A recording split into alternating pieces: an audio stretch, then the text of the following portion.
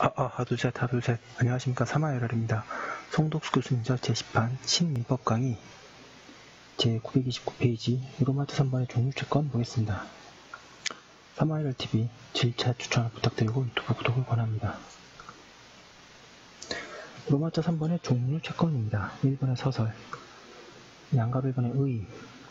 종류채권은 목적물이 종류와 수량에 의해 정하여지는 채권, 다시 말하면 일정한 종류에 속하는 물건의 일정량의 급부를 목적으로 하는 채권이다. 20kg짜리 쌀 10포대 또는 맥주 50병의 급부를 목적으로 하는 채권이 그 예이다. 종류채권은 상품의 대량 거래에서 많이 발생한다. 그러나 상품 매매 외에도 보통의 매매, 증여, 교환, 소비대차, 임대차, 소비인치, 혼장인치, 유증을 원인으로 할 수도 발생한다. 종류채권에 있어서 종류를 표현하는 공통의 표지를 종류표지라고 한다.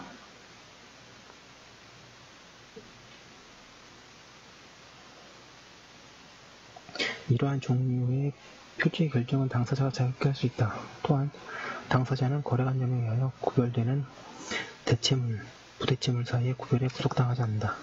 그리하여 부대체물도 종류채권의 목적물로 될 수 있다.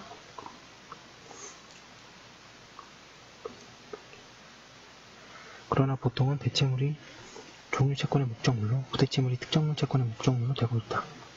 양갑 1번의 재고채권, 한정 종류채권. 한정된 범위의 종류물 가운데 일정량의 물건의 급부를 목적으로 하는 채권을 재고채권 또는 한정 종류채권이라고 한다.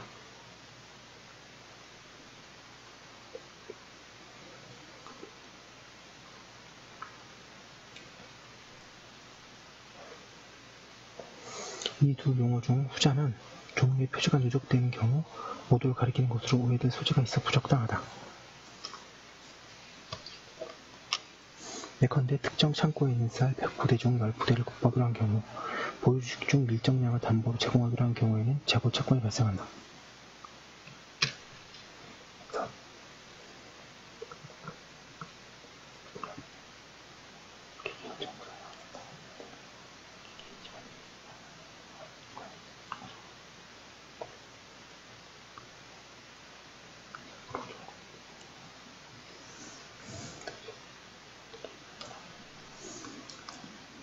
재고채권도 일종의 종류채권이나 처음부터 일정한 재고로만 급부 의무를 부담하는 점에서 보통의 종류채권과 다르다. 구체적인 경우에 보통의 종류채권이 존재하는지 재고채권이 존재하는지는 계약의 해석으로 결정할 문제이다. 그런데 채무자 스스로 생산한 물건과 동종의 물건의 급부가 약속된 경우에는 재고에 한정시킨다는 특약이 없어도 다른 특정한 사정이 없는 한 재고채권이라고 보아야 한다. 일정 범위의 부대체물 가운데서 일정 수량을 급부하기로 하는 채권이 재고채권인가 선택채권인가가 문제된다. 예컨대 1000제곱미터의 소유지 가운데 200제곱미터를 급부하기로 한 경우에 그러하다. 유사한 경우에 제한종류채권이라고 하였다. 그러나 또 다른 판결에서는 선택채권이라고 한다. 이런 것 때문에 좀 법학 공부하는 어려움이 있는데요. 이때에는 당사자이사가 그 일정 범위만을 중시하고 구체적인 물건의 개성을 중요시하지 않는 경우에는 재고채권이고, 각각의 물건의 개성을 중요시할 경우는 선택채권이라고 해야 한다. 그렇지만 각각의 물건의 개성을 중요시하는 것이 보통일 것이므로 대체로 선택채권으로 될 것이다. 선택채권이라고 해석되는 경우에도 선택된 물건이 그 범위 내의 것이기만 하면 가장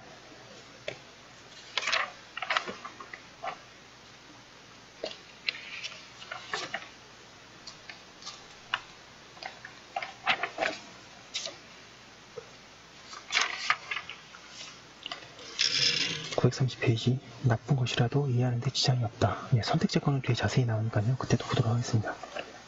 판례, 토지 소유자가 1필 또는 수필의 토지 중 일정 면적의 소유권을 상대방에게 양도하기로 하는 계약을 체결한 경우에 상대방이 토지 소유자에 대하여 구체적으로 어떠한 내용의 권리를 가지는 것인지엔 원칙적으로 당해 계약의 해석 문제로 귀착되는 것이지만, 위치와 형상이 중요시되는 토지의 특성 등을 감안하여 볼 때 특별한 사정이 없는 한 위치가 특정된 일정 면적의 토지 소유권을 양도받을 수 있는 권리를 가지는 것으로 보아야 할 것이고, 따라서 이와 같은 계약에 있어서 양도받을 토지의 위치가 확정되지 아니하였다면 상대방이 토지 소유자에 대하여 가지는 채권은 민법 제380조 소정의 선택채권에 해당하는 것으로 보아야 한다고 하고 있습니다.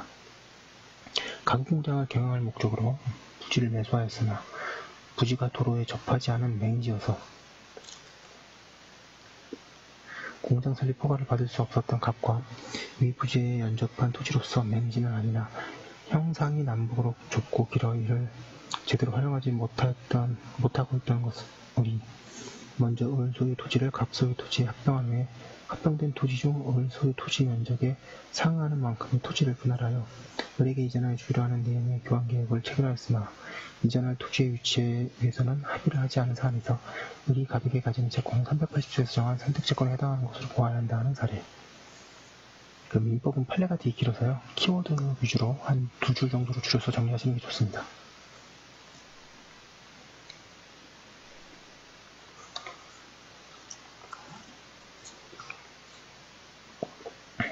이번에 특정이 있기 전의 위험 부담.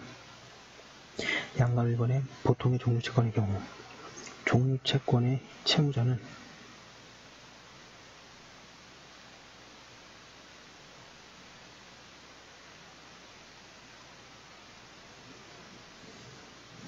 급부할 물건을 선택할 수 있는 자유를 가진 반면에 그가 급부하려고 준비한 물건이 멸실되어도 급부 의무를 면하지 못한다. 그의 유책 사유 없이 멸실되더라도 마찬가지이다.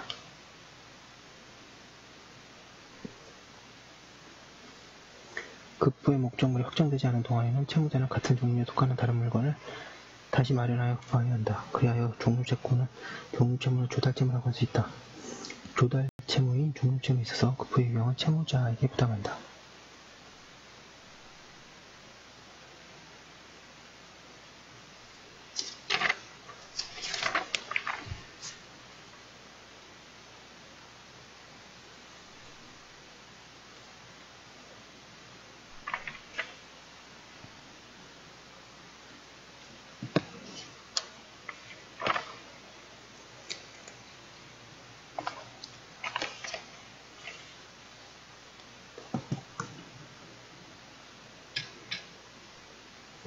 종류채무자의 조달 의무는 종류물이 모두 멸실된 경우에는 없어진다. 그러나 종류물이 존재하더라도 사회통념상 급부가 불능으로 인정된 때에는 채무자는 급부 의무를 면한다고 하여야 한다. 그런데 그 불능이 채무자의 유책 사유로 인하여 발생한 때에는 물건의 급부는 할 필요가 없지만 손해배상은 하여야 한다. 양가 1번의 재고채권의 경우 위에 설명은 원칙적으로 재고채권의 경우도 타당하다. 다만 재고채권에 있어서 채권이 채무자의 재고에 한정되기 때문에 채무자의 수확물과 같은 재고가 모두 멸실된 데에는 채무자는 급부 의무를 면한다. 그리하여 채무자는 물건을 시장에서 다시 조달할 필요가 없다. 재고가 없게 되는 경우에 채무자가 다른 물건으로 채무를 이행할 수 있는가? 즉 조달할 권리는 있는가? 이는 법률행위 해석의 문제인데 불분명한 경우에는 인정하지 않아야 한다.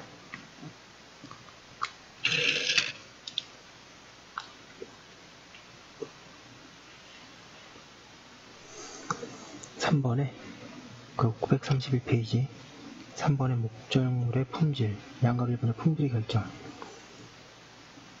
종류 채권에 있어서 같은 종류에 속하는 물건의 품질이 균일하지 않고 차이가 있는 경우에 채무자는 어떤 품질의 물건을 구하여야 하는가?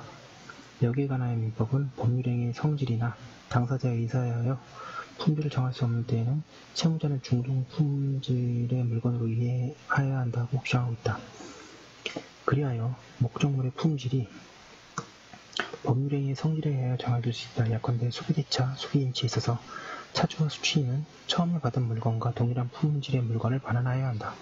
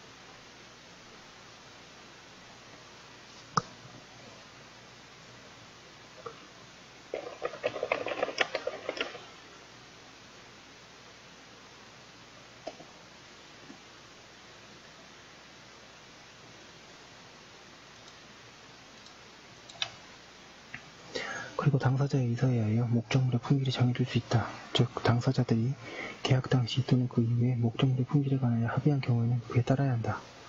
계약의 해석에 의하여 당사자의 의사를 확정할 수 없는 경우에는 관습에 의하여 품질이 정해질 수도 있다.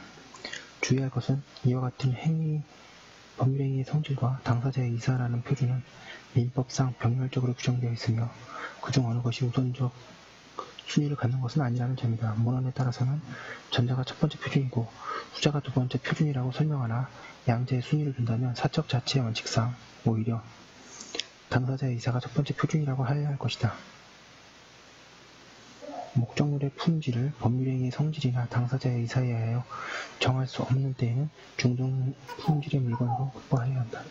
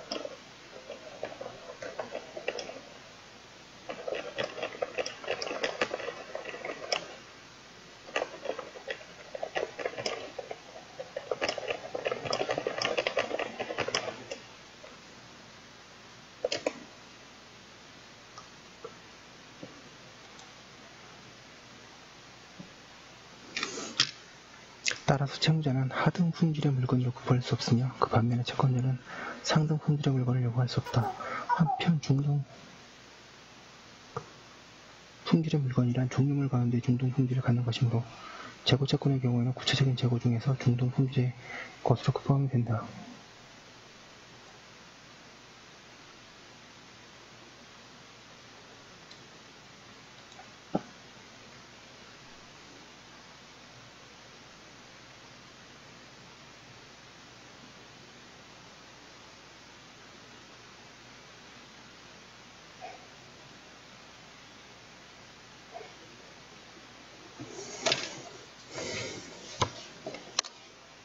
양가 배분의 품질이 다른 경우 이상의 방법으로 정하여진 품질에 미달하는 물건을 채무자가 제공하는 경우에는 후수라는 특정은 일어나지 않는다.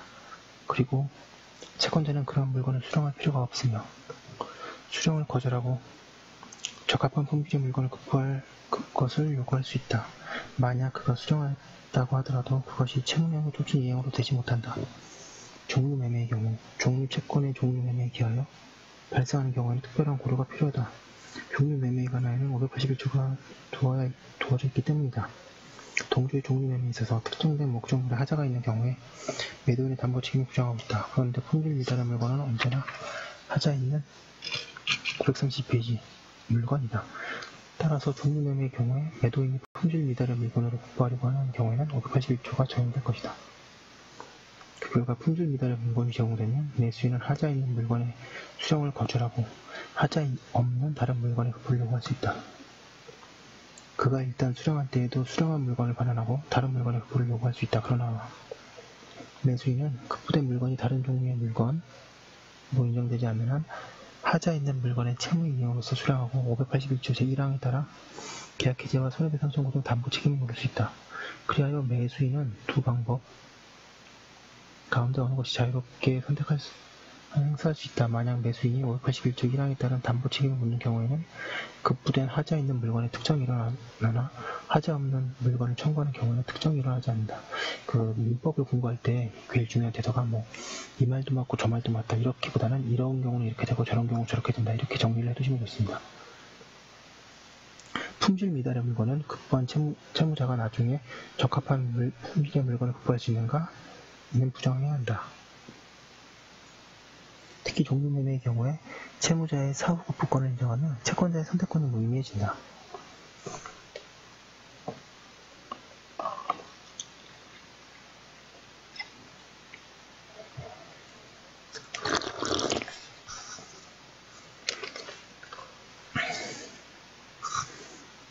채무자는 정하여진 품질을 넘는 물건, 즉 고품질의 물건을 급부할 수 있는가? 여기에 관하여 우리 문헌은 대부분 정하여진 품질을 중등품질이라고만 생각하여 중등품질 이상의 것, 즉 상등품에 대하여 논의하고 있으며 학설은 크게 두 가지로 나뉘어져 있다. 다수설은 상등품이 채권자에게 불리할 수도 있으므로 상등품의 급부가 채무불이행이 되는지 여부는 그때그때 거래의 목적에 따라 정하여진다고 하거나 또는 중등품질이 아니면 안 될 사정이 없는 한 채무불이행은 되지 않는다고 하여 경우에 따라서는 채무불이행이 성립할 수 있음을 인정한다. 이에 비하여 소수설은 채무불이행은 성립하지 않는다고 한다.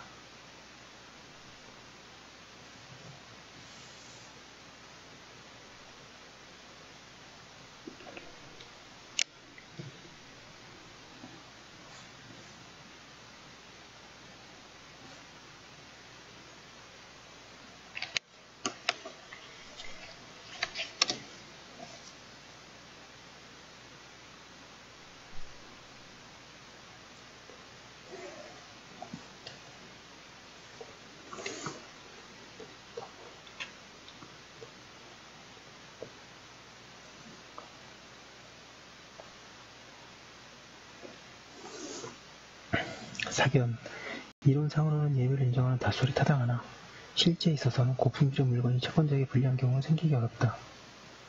다수설은 상등품으로 이행하면 대가가 중가하거나 중등품만큼 잘 안 팔리는 경우를 드나 전자는 독점구조임이 공동거래에 관한 법률 때문에 거의 발생하지 않을 것이고 후자는 상등품 중 중등품으로 가격에서 판매하면 안 팔릴 리가 없다. 채무자가 잘못하여 정해진 물건의 품질의 물건 대신에 고품질의 물건을 급부한 경우에 그 물건의 반환을 청구할 수 있는지가 문제되어 부정하여야 한다.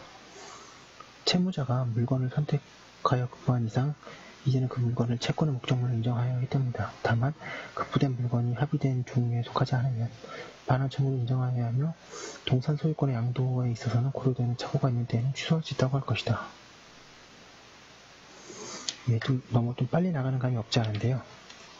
그 종류채권에 관한 그 서론적인 얘기를 여기까지 주겠습니다. 그리고 종류채권에서 제일 중요한 건 종류채권의 특정 4번이고요. 이걸 설명하기 위해서 앞에서 좀 시간을 많이 드렸습니다. 4번의 종류채권의 특정, 양가 1번 특정의 의미. 종류채권의 목적물은 종류와 수량에 의해 추상적으로 정하여져 있을 뿐이므로 종류채무가 933페이지 실제로 이행되려면 그 종류에 속하는 물건 가운데 일정한 물건이 채권의 목적물로서 구체적으로 확정되어야 한다. 이를 종류채권의 특정 또는 집중이라고 한다.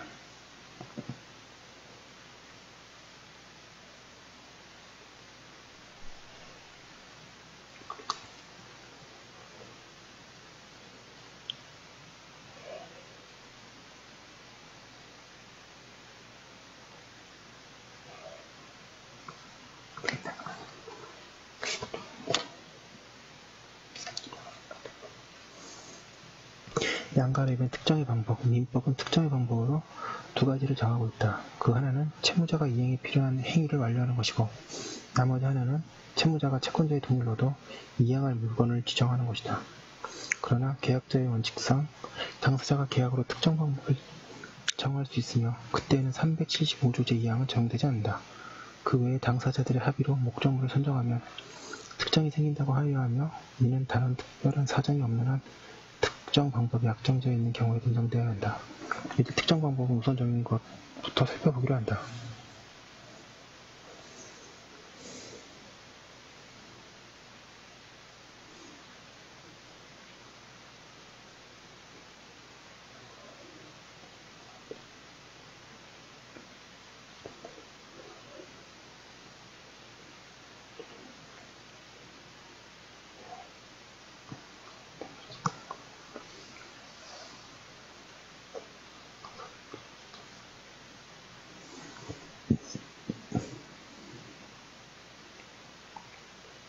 특정의 전제.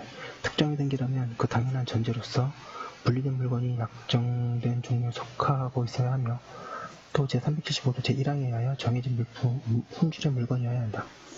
방금 1번 합의에 의한 특정. 당사자는 언제든지 합의에 의하여 목적물을 선정할 수 있으며 그러한 경우에는 특정이 이루어진다. 이 경우에 특정은 합의만으로는 생기지 않으며 사실상 목적물을 분리하여야 한다. 방금 1번에 약정된 방법에 의한 특정.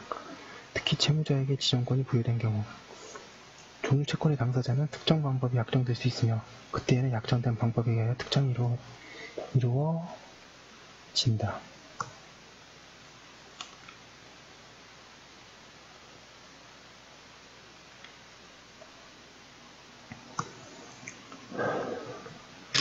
양가로 나의 이와 같은 특정 방법의 하나로 당사자가 계약에 의하여 당사자의 일방 또는 제3자에게 종류채권의 목적물을 구체적으로 결정할 수 있는 지정권을 부여할 수 있다. 그러한 경우에는 지정권자의 지정권의 행사에 의하여 특정이 생긴다. 375조 제2항의 둘째 경우도 당사자의 계약에 의하여 지정권이 채무자에게 부여된 경우로서 여기에 포함된다. 그 규정으로서의 동의는 어떤 물건은 특정한 데에 대한 동의가 아니고 채무자가 지정하여 특정하여도 좋다는 동의, 즉 지정권을 준다는 동의이기 때문이다. 지정권의 행사는 특별한 방식을 필요로 하지 않으나 일정한 물건을 같은 종류의 물건으로부터 구체적으로 분류하여야 한다. 그러면 그때 특정이 생기게 된다. 어떤 자에게 지정권이 주어졌는데 지정권자가 지정권을 행사하지 않은 경우에는 선택채권에 관한 381조, 384조를 적용할 것인가? 이에 관해서 학설은 긍정설과 부정설이 대립하고 있다.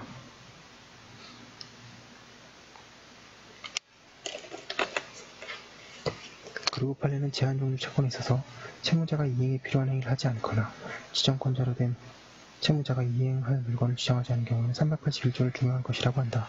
고 하고 있습니다.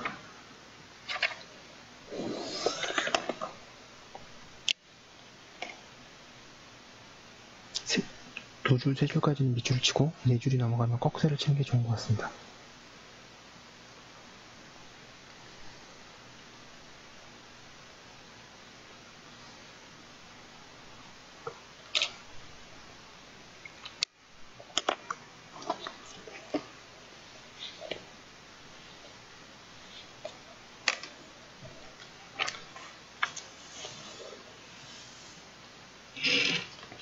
(934페이지에) 사견으로 종류채권에 있어서 종류의 개성은 중요시되지 않고 또 지정권은 선택채권에 있어서의 선택권과 달리 목적물을 특정한 것 이상의 의미를 지니고 있지 않기 때문에 그러한 경우에는 종류채권의 성질상 지정권이 부여되어 있지 않을 때에는 채무자가 이행이 필요한 행위를 완료했을 때 특정이 생긴다고 하여야 한다.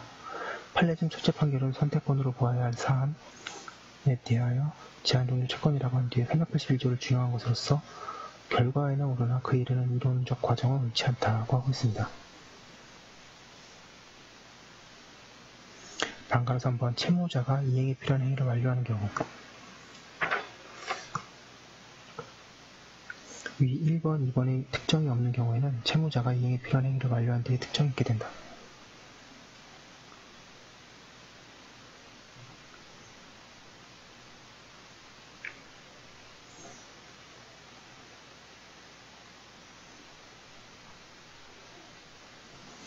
채무자가 이행에 필요한 행위를 완료하는 것이란 채무의 내용에 따라서 채무자가 이행을 위해서 하여하는 행위를 다하는 것을 말한다. 그 구체적 시기는 채무의 종류에 따라 다르게 된다. 채무는 급부장소에 의하여 지참채무, 추심채무, 손부채무로 나뉘어지는데 이들 각각에 있어서 채무자가 하여하는 행위는 차이가 있다. 양가로 가해 지참채무의 경우 지참채무라면 채무자가 목적물을 채권자의 주사지로 또는 합의된 제3지에서 급부해야 하는 채무이다.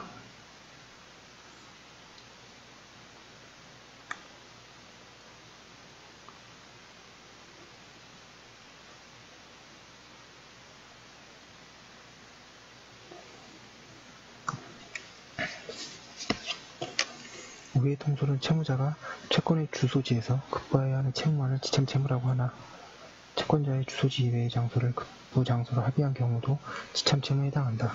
민법은 급부장소에 대하여 당사자가 특별히 정하지 않은 한 특정물 채무 이외의 채무는 지참 채무를 원칙으로 하고 있다. 따라서 종류 채무도 원칙적으로 지참 채무이다. 이러한 지참 채무에 있어서 채무자가 채권자의 주소지 또는 합의된 제3지에서 적시에 채무의 내용이 더 현실적으로 변제 제공을 한 때, 즉 목적물이 채권자의 주소지 또는 합의된 제3지에 도달하여 채권자가 언제든지 수령할 수 있는 상태에 놓여진 때에 비로소 특정이 된다. 그러나 채권자가 미리 수령을 거절한 경우에는 목적물을 분리하고 구두에 제공을 하면 된다. 양가로 나의 추심채무의 경우, 추심채무는 채권자가 채무자의 주소지 또는 합의된 제3지에 와서 목적물을 추심하여 변제받아야 하는 채무이다.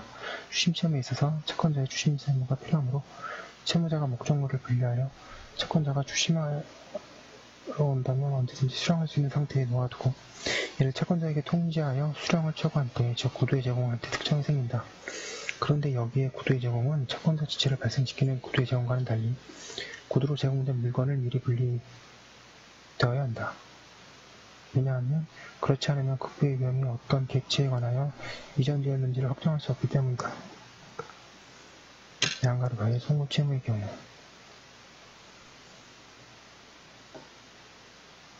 송구채무의 의의와 특정에 관하여 학설이 대립하고 있다.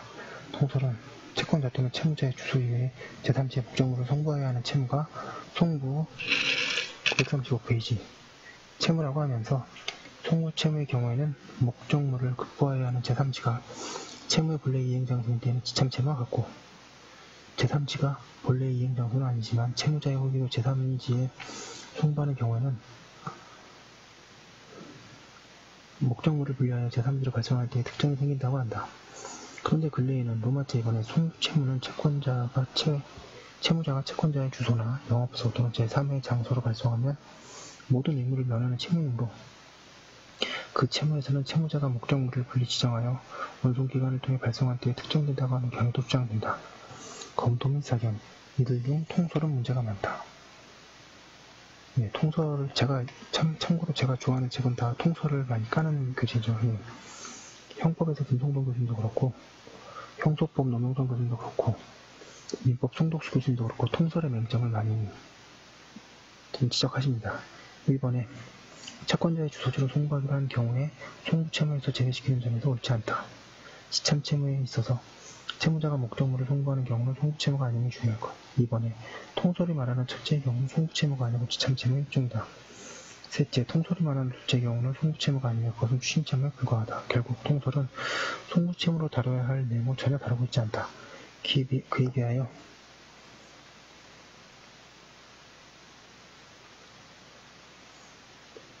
이 설은 종래의 사견과 같은 것으로서 타당하다.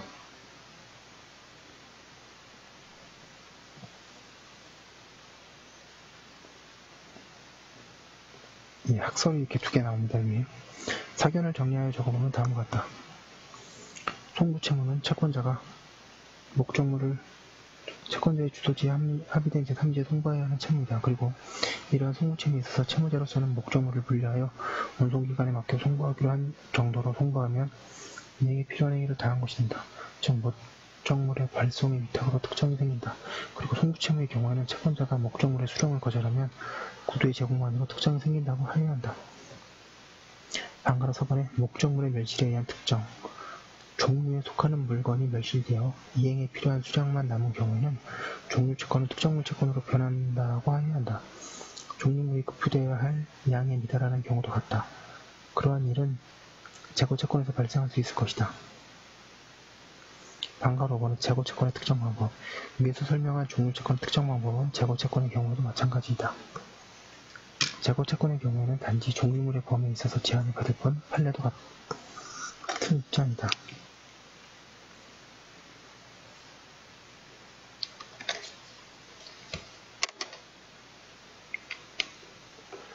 판례 제한 종류 채권에 관하여 당사자와 합의하여 급부 목적물을 특정하거나 특정 방법 또는 지정권자를 정하는 경우에는 그에 따라야 하고 그러한 약정이 없는 경우에는 민법 제375조 제2항에 따라 채무자의 이행에 필요한 행위를 완료하거나 채권자의 동의를 얻어 이행할 물건을 지정한 때에 그 물건을 채권의 목적물로 하는 것이다. 양가로 3번의 특정의 효과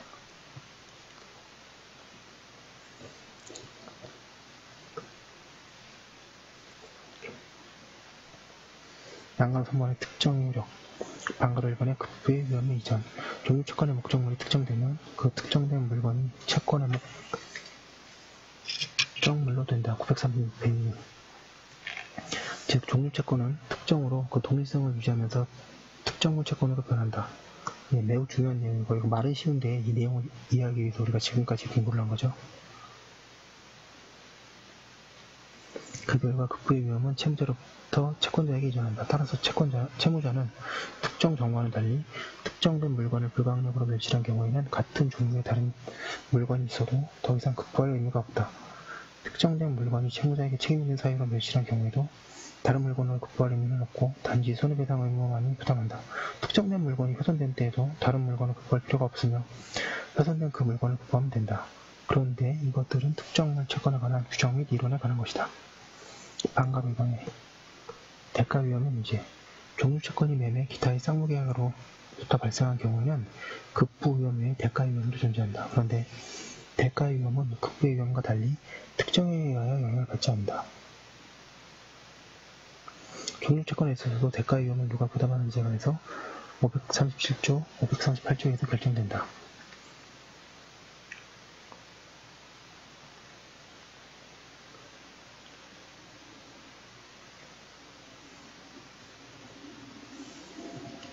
(537조에) 의하면 대가의 위험은 원칙적으로 채무자가 부담한다.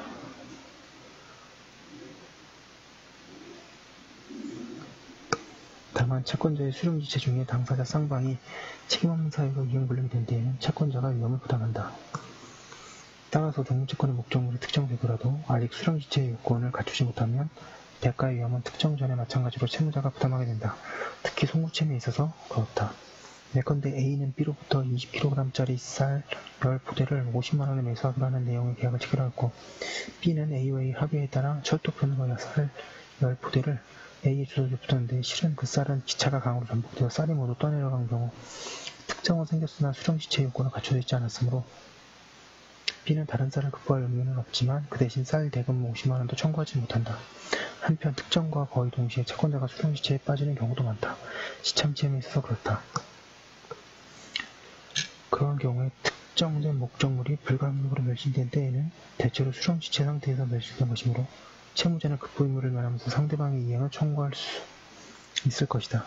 채무자에 대한 특정의 구속성 문제, 즉 변경권 문제죠. 종류채권의 채무자는 경우에 따라서 특정이 생긴 후라고 할지라도 특정의 구속에서 벗어나고 싶어 할 것이다. 예컨대 특정은 생겼지만 대가의 위험은 채권자에게 이전되지 않고 하는 경우에 반대급부를 받기 위하여 또는 특정된 물건을 오랫동안 분리 보관하는데 많은 비용이 들 경우에 보관 비용을 줄이기 위하여 다른 물건으로 급부하려고 할 수 있다. 이때 채무자의 의혹은 정당한 것으로 인정될 것인가? 특정의 구속성 내지 변경권은 문제이다. 여기에 관하여 방가 1번 특정이 원칙적으로 채무자를 구속하지 않는다는 견해, 방가 1번 원칙적으로 구속된다는 견해가 대립한다. 537페이지의 사견. 종류채권의 경우 채권자는 원칙적으로 분리된 물건 자체에 어떤 이익을 가지고 있지 않다. 그가 만약 이익을 가지고 있다면 그는 특정물 채권을 발생시켰을 것이다. 그리고 보면 375조 제2항은 모든 행위를 완료한 채무자만을 보호하기 위한 취지의 것으로 보아야 한다. 따라서 채무자는 동조에 의한 보호를 스스로 포기할 수 있고 그 결과 이미 발생한 특정을 무효화하고 다른 물건으로 다시 급부할 수 있다고 할 것이다. 그러나 채권자가 물건의 선택에 협력하거나 그가 이미 물건을 검사한 경우처럼 채권자가 특정된 물건 자체의 이익을 가지는 데에는 채무자가 특정에 구속된다고 하여야 한다. 특정의 구속이 인정되지 않은 경우에는 특정된 종류채권은 다시 종류채권의 상태로 돌아간다. 그래야 채무자는 같은 종류의 다른 물건도 급부할 수 있다고 하고 있습니다. 예, 지금 시간이 많이 걸리네요. 종류채권을 조금 자세하게 봤습니다. 이 정도 아시고 문제 풀어보시면 뭐 다 풀리실 거고요. 지금까지 한 거 올려두고 또 다음 거 이어서 하도록 하겠습니다. 화이팅입니다.